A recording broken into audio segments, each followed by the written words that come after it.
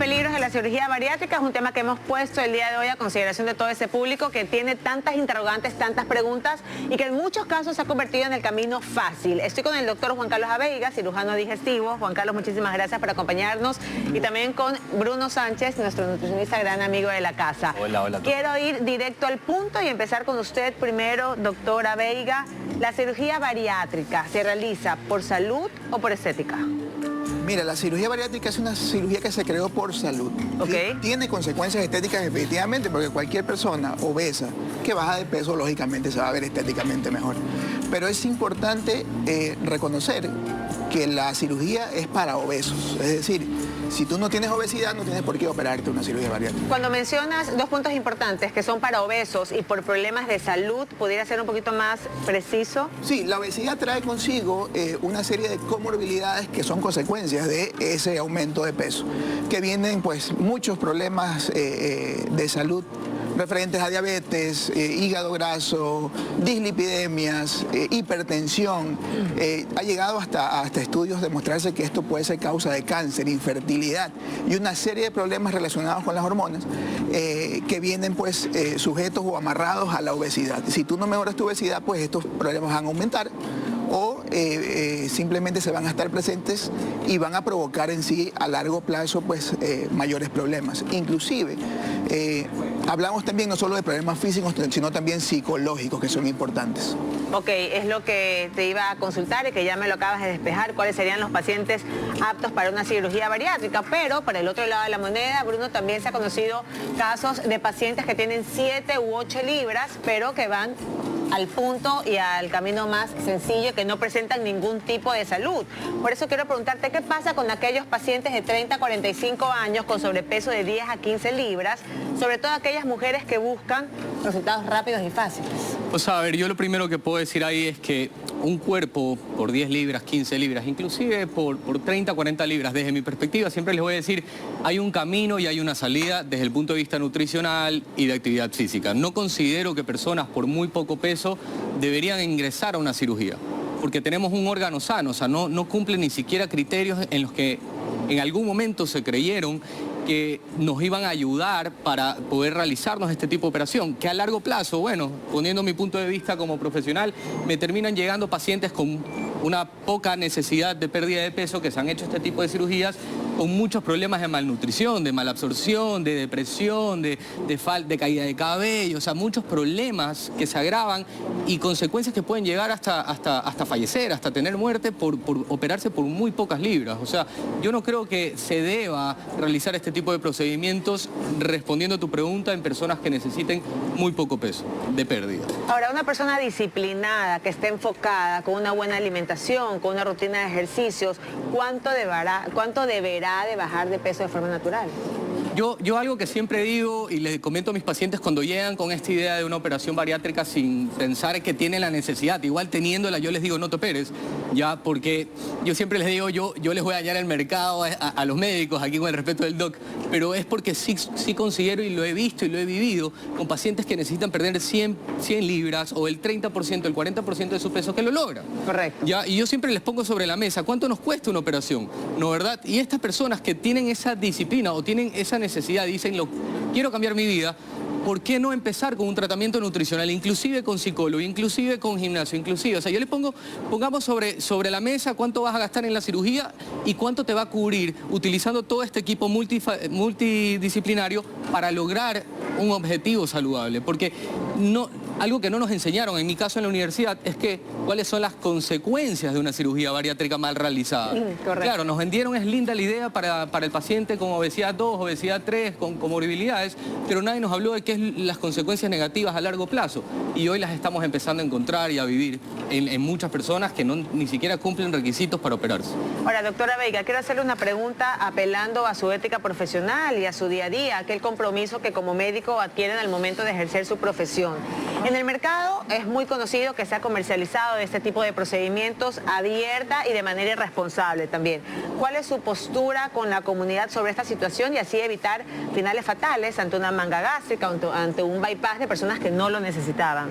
Así es. Mira, la postura nuestra es radical, siempre mantener el criterio adecuado para escoger el paciente que tiene que operarse. Un paciente sin obesidad definitivamente no entra ni a estudio. Y luego de eso, de que tú lo calificas como obeso de acuerdo a un índice de masa corporal, cintura abdominal, etcétera, tú entras en un rango de calificación del paciente para ver si tiene contraindicaciones relativas o absolutas para operarse. Okay. En el manejo inicial de la valoración o el chequeo prequirúrgico, pues incluyen un pocotón de exámenes que pueden llevarte a decidir que el paciente no puede operarse pese a tener obesidad. Y eso es importante, que se cumplan estrictamente todos esos parámetros o esa parametrización del paciente para que tú no tengas riesgos mayores con ese paciente. Porque si resulta que te metes a operar a un paciente que no debe operarse, las consecuencias, como dijo Bruno muy bien, pueden ser fatales. Y su respuesta me surge a otras interrogantes que las vamos a analizar después de la pausa. ¿Qué ocurre con aquel paciente que no lo necesitaba y se le realiza? ¿Cuál es la diferencia entre manga gástrica y bypass? ¿Y cuál es su postura? Realidad y peligros de la cirugía bariátrica. Estamos con dos especialistas, el doctor Juan Carlos Aveiga, cirujano digestivo, y también con Bruno Sánchez, nutricionista, gran amigo de la casa. Varias interrogantes planteadas durante el corte y quiero ya empezar a despejarlas. Doctor, primero, ¿cuál es la diferencia entre manga y bypass? Sí, la manga se trata de un procedimiento que se llama restrictivo. ¿Por qué? Porque restringe tu capacidad de ingerir alimentos, por ende pues disminuye tu capacidad de ingerir calorías. O sea, es una restricción calórica porque no puedes comer mucho. Recortas el estómago de un 100%, lo dejas en un 20% en forma de una manga y por eso se llama manga, ¿no? Pero ese 20% puede crecer porque el estómago es un músculo. Sí, a la larga tú cortas un 20%, puede crecer hasta el 40% nuevamente. Puede hacerlo en el transcurso del tiempo, claro, pero a muy largo plazo. Volverse a engordar si es que no se cuida. Sí, exactamente. Y el bypass, en cambio, es un procedimiento que aparte de ser restrictivo, porque también recortas el estómago, haces un puente, por eso se llama bypass, donde creas un síndrome malabsortivo, es decir, haces un salto intestinal y evitas que el alimento pase por una zona que se llama duodeno, que es parte del intestino delgado, donde se absorben la mayoría de los nutrientes. Entonces, aparte de comer poco, creas mala absorción y evitas que esos alimentos que pasan en poca cantidad se absorban adecuadamente. Wow, ahora, las personas que tienen de 7 a 8 libras y se realizan esos tipos de procedimientos, ¿qué ocurre en ellos? O sea, y las que se han ido en su consultorio también, ¿cuál es su postura ante ellos? O sea, partimos de que esos no son pacientes con criterio quirúrgico. Por ninguna razón del mundo deben operarse. Esto lógicamente, en un inicio de un paciente obeso que crea esta restricción alimentaria, hace que tú tengas una catabolia o una restricción de ingesta de alimentos y de absorción. Entonces te va a crear problemas también si es que no tienes un acompañamiento nutricional adecuado. Correcto. Entonces, si tu objetivo, que es bajar de peso y lograr un peso ideal, que es la posición errónea de los pacientes, de creer que van a llegar a un peso ideal y ese es el objetivo, se trastorna porque tú en tu primera semana o a los 15 días ya lograste tu objetivo final y te queda todavía una vida entera sometido a una cirugía que no te viste que haber. Y cómo detener esa bajada de peso también, ¿no? Porque si ya estás delgada, si tuviste 7 a 8 libras y ya estás delgada, ¿cómo detienes esa bajada de peso? Ahora, sabemos que hay un grupo de pacientes que sí aplican, que tienen un sobrepeso muy grande, que tienen problemas de salud y que en ellos tenemos los siguientes beneficios que se los queremos compartir junto a todos ustedes. Y son, reduce gran porcentaje de las hormonas del hambre, elimina enfermedades cardíacas, accidentes cerebrovasculares y presión arterial alta. Ayuda a controlar la diabetes, elimina la apnea obstructiva del sueño, eso es importante, no lo sabía. Alivia el dolor articular, previene la presencia de cáncer, hígado y páncreas graso y mejora la fertilidad, doctor. Así es. Todas estas comorbilidades que nosotros le decimos en medicina son consecuencias de esa subida de peso. El aumento del tejido graso en el cuerpo que produce pues que tenga todas estas consecuencias. Entonces, al tú bajar de peso, lógicamente vas a comenzar a disminuir las comorbilidades. Muchos pacientes abandonan sus tratamientos médicos, las pastillas para la diabetes, las pastillas para la hipertensión, pero todo esto siempre tienes que ir de la mano del acompañamiento nutricional adecuado. Eso es importante, por eso me quiero ir contigo, Bruno, un acompañamiento nutricional adecuado. ¿Has tenido ya pacientes que se han enfrentado a este tipo de cirugías? ¿Cómo compensas los nutrientes que no los obtienes en los alimentos? He tenido pacientes que están recién saliendo de estas cirugías, que me hubiera gustado conocerlos antes de la cirugía, y otros que han llegado después de 10 años de una cirugía, ¿no verdad? Tengo los dos casos. Y en los dos pacientes sufren. ¿Por qué? Porque los dos pacientes no pueden comer mucho, porque los dos pacientes tienen un vaciado muy rápido. Por ejemplo, en el bypass estamos hablando de este síndrome de dumping, donde el carbohidrato pasa muy rápido, entonces me llega hambre muy rápido, quiero comer y estoy ansioso. O sea, se está encontrando también trastornos de conducta alimenticia asociadas a esto. Cuando el doctor hablaba, cuando Juan Carlos hablaba sobre el bypass, hablábamos de una malabsorción o inhibimos la absorción de ciertos nutrientes. Entonces estamos encontrando, por más que yo trate de darle mucha alimentación, no voy a alcanzar a suplementar o a suplir los déficits de proteína, de hierro, porque darle 60, 80 gramos de pollo ya los dejó repletos y no terminan de comer el resto. Entonces termina siendo un riesgo que para mí es un sufrimiento, ¿ya? Sí considero que el paciente debe poner hacia dónde quiero ir. Como te digo, antes no nos enseñaban cuáles eran las consecuencias. Un paciente primero debe investigar un poco más cuáles son las consecuencias, buscar en redes, buscar en el internet para poder encontrar realmente hacia dónde voy a ir yo.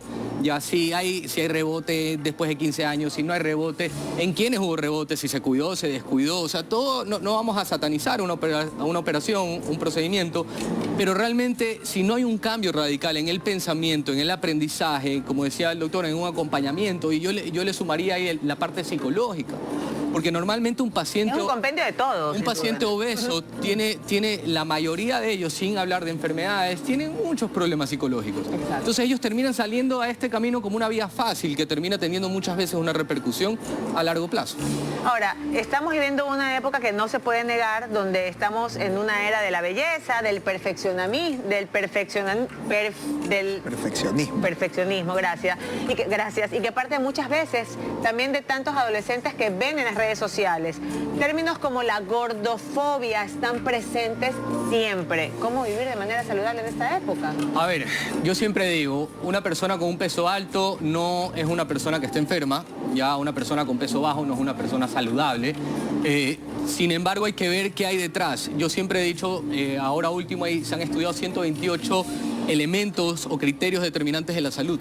Y el peso, el IMC y la estatura no van a determinar a una persona. Y como te decía hace un momento, hay muchos factores psicológicos, de sueño, de depresión, problemas familiares que hay que entender. Entonces, hablar de gordofobia hoy también es seguir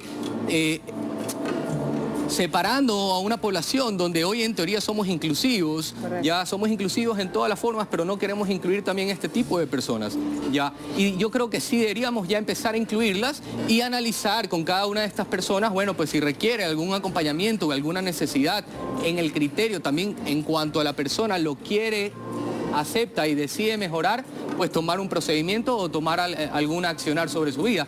Pero como te digo, si esta persona de un peso alto no tiene por qué ser vista de una manera gordofóbica, si está saludable, si se siente bien, ya, pero estamos muy acostumbrados hoy, como tú dices, a una belleza física donde el mundo ya nos lleva a que el flaco es bello, el flaco sale en una pasarela, pero no siempre el flaco debe salir en una pasarela, sino también puede salir una persona con un peso alto. Correcto. Y eso se está viendo mucho hoy y eso se está viendo mucho en los trabajos, o sea, se está incluyendo.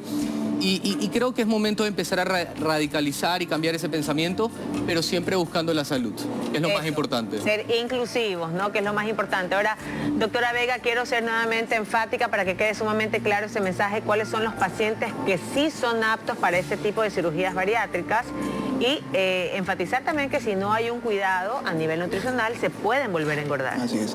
Esta cirugía es para pacientes obesos. Definitivamente tú no puedes poner en riesgo la vida de una persona que no tenga obesidad para someterse a esta cirugía.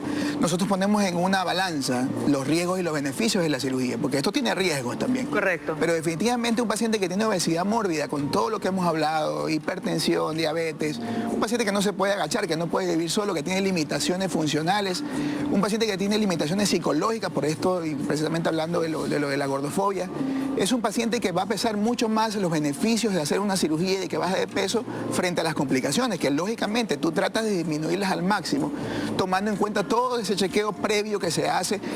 Muy bien lo dice Bruno, el nutricionista debe conocer al paciente antes de operarse, porque el nutricionista le va a contar qué es lo que va a pasar con su vida a partir de...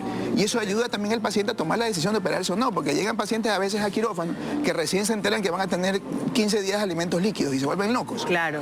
Entonces todo esto de aquí es una suma de de factores que van a disminuir esas complicaciones que pueden existir en tu paciente, pero que a la larga, viendo los beneficios de bajar de peso, pues van a pesar mucho más que una complicación. Qué historias maravillosas, doctor. Usted ha sido testigo de cambios reales en cuanto a que ya no tienen que tomar la pastilla para la presión, que ya están bajando sus niveles de glucosa en la sangre. ¿Cuáles son las realidades hoy en día de pacientes que se aplicaban y que están viendo resultados? Sí, precisamente eso. Vemos pacientes que han suspendido su medicación y de hipertensión, de diabetes. Vemos pacientes que han mejorado su actitud frente a la vida, porque eso también es muy valioso. Pacientes que en un momento tenían ciertos complejos por su obesidad, actualmente viven de otra forma, se expresan más frente a la vida, y eso ahí es una consecuencia invaluable para nosotros. Correcto. Que venga un paciente y te diga feliz, gracias doctor por lo que pasó y por lo que me hizo y por el consejo, porque al final nosotros como médicos servimos como eso, como consejeros y orientadores reales de lo que debe pasar, así como al paciente que le dicen no se debe operar porque no tiene criterios. Y me quedo con estas palabras, al doctor. que sí merece o que merita una cirugía, pues le vas a dar todos los consejos explicándole qué va a pasar, y todo el equipo multidisciplinario que está alrededor tuyo debe también estar empapado de lo mismo. Y eso es sumamente importante. Me quedo con esas palabras y enfatizarle al público en casa que el objetivo de estos espacios es simplemente ponerle sobre la mesa un mundo de posibilidades que no son para todos, y como siempre decimos acá, se puede prevenir tanto desde casa, inculcándoles a nuestros hijos la alimentación y una buena rutina de ejercicios. Gracias, mi querido Bruno. Gracias, mi querido Juanca. Son lo máximo en Contacto.